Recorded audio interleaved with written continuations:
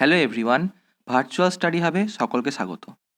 আজকে সকাল সকালই একটা নিউজ পাকিস্তান থেকে বাইরে এসেছে যে পাকিস্তানের প্রধানমন্ত্রীর সময় কি তাহলে শেষ? আমরা আগে যে ভিডিওটি বানিয়েছিলাম আমাদের চ্যানেলে ভার্চুয়াল স্টাডি হাবে যে ইমরান খান সরকারের কি হবে, আজকেই তার ফলাফলটি বাইরে চলে এসেছে।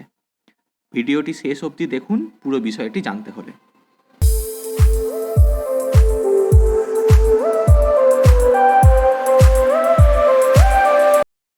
মধ্যরাতে পাকিস্তানের টান টান নাটক, অনাস্থা ভোটাভুটির আগেই পাক স্পিকার ডেপুটি স্পিকারের ইস্তফা।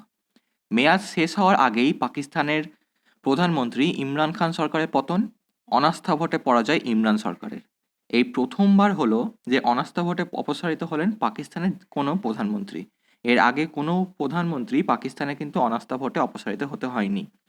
342টা আসনের মধ্যে পাক সংসদে ম্যাজিক ফিগার 172। ইমরান খানের বিপক্ষে ভোট পড়ল 174টি। 5 বছর পূর্ণ হওয়ার আগেই কিন্তু সিংহাসন ছাড়তে হলো ইমরান খানকে। ইসলামাবাদ ছাড়লেন ইমরান খান। নতুন প্রধানমন্ত্রী হওয়ার পথে শাহবাজ শরীফ, প্রাক্তন প্রধানমন্ত্রী নওয়াজ শরীফের ভাই এই শাহজাদ শরীফ। ভিডিও ইনফরমেটিভ লাগলে আমাদের চ্যানেলটি অবশ্যই সাবস্ক্রাইব করবেন এবং সবার সাথে শেয়ার করবেন।